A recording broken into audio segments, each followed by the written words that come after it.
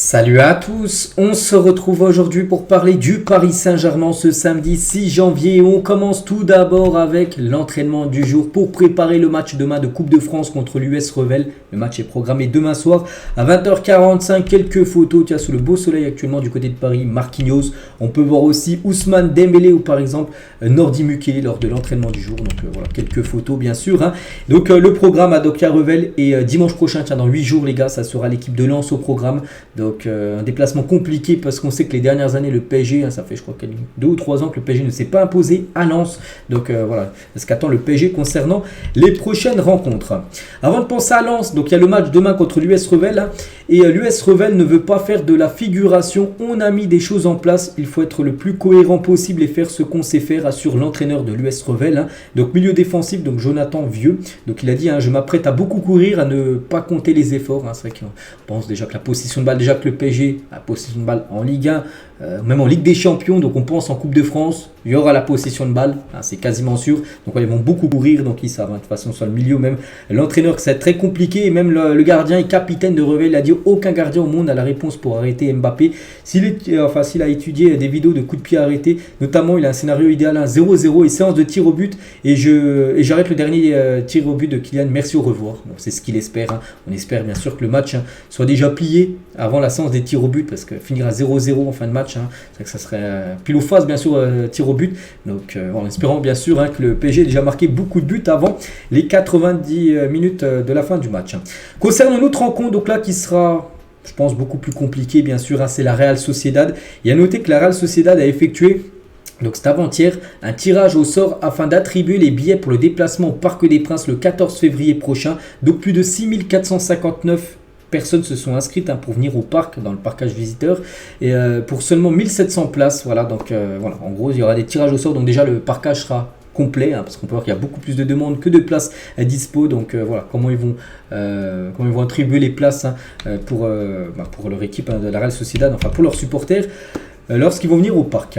On va parler de Milan Skriniar. On sait qu'il s'est blessé lors du trophée des champions et en gros il a un choix. Donc il devrait choisir de se faire opérer après avoir été victime d'une grosse entorse à la cheville gauche. Donc soit opération, soit pas d'opération, mais bon, t'es pas rétabli et voilà, ou soit opération, mais en gros t'es forfait jusqu'à la fin de saison.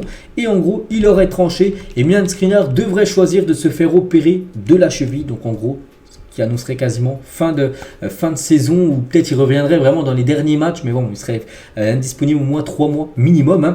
Donc il va manquer plusieurs mois de compétition. Donc voilà, Skriniar devrait se faire opérer.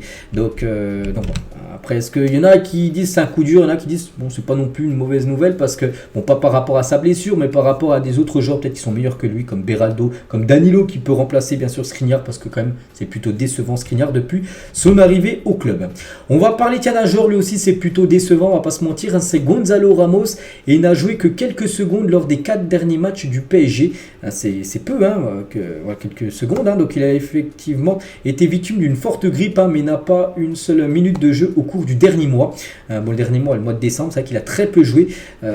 Après, on sait qu'il y a une énorme concurrence. N'oubliez pas que le PSG l'a acheté quand même cher. Gonzalo Ramos, c'est vrai que lui aussi, pour l'instant, on parle beaucoup de Colomani qui flop. Gonzalo Ramos, pour l'instant, c'est un peu pareil. On attend beaucoup plus. C'est vrai qu'au Benfica, c'était l'attaquant vedette. Il y avait que lui en attaque. Enfin, c'était lui qui mettait tous les buts. Il n'y avait pas de souci. Mais là, au PSG, quand il y a beaucoup plus de concurrence, un club beaucoup plus médiatisé que le Benfica. Donc voilà, peut-être tout ça, ça lui fait de la pression. Il n'arrive pas. Et en plus, il a été blessé parce qu'enfin, c'est pas une blessure, mais il a la grippe, donc c'était pas au top. Ça se peut que demain il ait du temps de jeu, parce qu'on pense qu'il va quand même faire tourner quand même demain Luis Enrique, et vu qu'il a pas trop de temps de jeu, on pense que demain il pourrait être titulaire. Gonzalo Ramos, on verra. On continue, on va parler maintenant du mercato. Luis Enrique est obsédé par Bruno Guimaraes, j'en ai déjà parlé hier les gars, ça se confirme. Même si j'ai pu voir des infos qu'en gros non, le PSG n'est pas intéressé. Si, le PSG est bien intéressé par Bruno Guimaraes. Donc Luis Enrique en a profité pour prendre des notes sur lui durant la double confrontation face à Newcastle. Il en a fait sa priorité pour le milieu de terrain. Donc voilà, c'est confirmé par beaucoup de monde, par des sites français, par Marca, c'est un site espagnol, par des sites brésiliens. Donc le PSG étudie bien la possibilité de signer Guimaraes. Donc si le transfert devait avoir lieu, donc cela ne devrait avoir lieu que lors de la dernière ligne droite du mercato. Donc là, mercato hivernal, mais vraiment vraiment dans la dernière ligne droite. C'est-à-dire, on parle peut-être le dernier jour, l'avant-dernier jour. Voilà, vous avez compris, hein, vraiment dans les derniers jours du mercato. Ça ne devrait pas se faire là en ce début de janvier. Donc voilà, ça va être long parce que le mercato est encore très long, le mercato hivernal. Donc voilà, on verra ça sera quoi l'issue. Hein. Et vraiment, tout dépend du joueur. Sa volonté déterminera si le transfert a lieu parce que le PSG est intéressé, ça c'est sûr. Après, c'est au joueur, bien sûr, parce que si le joueur dit non, voilà, le deal ne se fera pas. Si le joueur veut venir, on peut peut-être penser qu'il veut venir, hein, parce que déjà c'est un joueur brésilien, déjà quelques joueurs brésiliens, enfin Marquinhos, tout ça qu'il connaît. Il y a Beraldo, tiens, peut-être qu'il connaît, puis aussi avec le passé des joueurs brésiliens au PSG, donc peut-être il sait ça, bien sûr, Guimarães, celui qui a déjà évolué en Ligue 1 du côté de Lyon. Et surtout Marcelo Bechler, les gars, c'est lui qui affirme que le PSG pousse fort pour le signer. Marcelo Bechler, les gars, en gros, c'est un journaliste brésilien, et c'est lui le premier, les gars, en 2017 qui avait dit, le 18 juillet 2017, Neymar accepte la proposition du PSG, le club français paiera 222 millions d'euros, plus de détails dans un instant.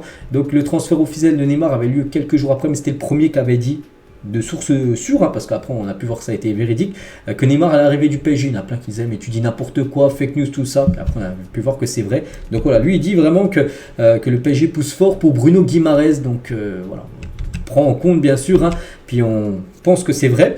Donc sa clause de 115 millions d'euros, elle serait payable 3 fois, c'est-à-dire on peut dire voilà, sur 3 années, en gros tu divises ces 115 millions d'euros par 3 et le PSG paierait à Newcastle sur 3 années d'affilée, c'est 115 millions d'euros. Et une vente peut être intéressante pour Newcastle dans le viseur du fair play financier, parce que Newcastle a changé de dimension depuis qu'ils se sont fait racheter. Ils ont beaucoup investi ces dernières années, et c'est vrai que niveau fair play financier, ils sont pas au mieux. Et c'est vrai que rapporter pour eux 115 millions d'euros dans les caisses du club, ça peut leur faire beaucoup de bien. C'est pour ça que Newcastle serait plutôt pour on peut dire un transfert de Guimarães.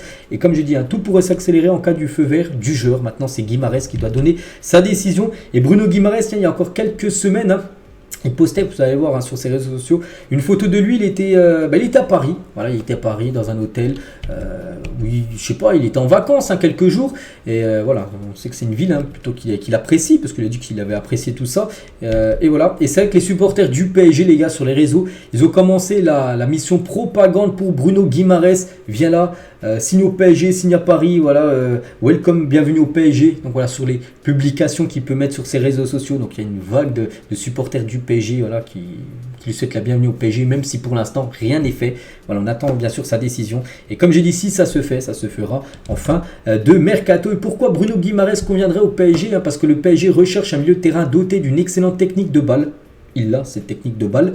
Et Bruno coche également toutes les cases, et le club estime que son adaptation sera rapide grâce à sa maîtrise du français. Parce que vu qu'il avait joué à Lyon, donc il connaît quand même un peu le français, tout ça. Et son expérience de jeu en France. Et surtout, c'est un très bon footballeur aussi. On sait un peu, des fois un peu hargneux, tout ça. Voilà, dur dans les contacts. Et voilà, le PSG a besoin. Il y a Ugarte, mais bon, on peut mettre Ugarte plus Bruno Guimarães. Donc c'est pour ça qu'il peut être très intéressant pour l'équipe. Et imaginez les gars, le milieu Warren Zemre, Bruno Guimarães.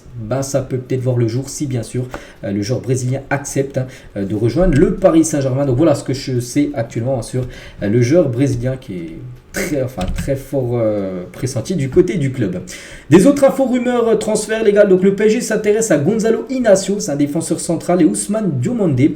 Donc c'est deux joueurs du Sporting que le PSG cible. Bon, je n'ai pas dit qu'ils allaient venir, mais bon, il y a des rumeurs voilà, sur ces deux joueurs-là. Et aussi, les gars, sur Lilian Brassier, le PSG surveillerait de loin la situation du joueur de Brest.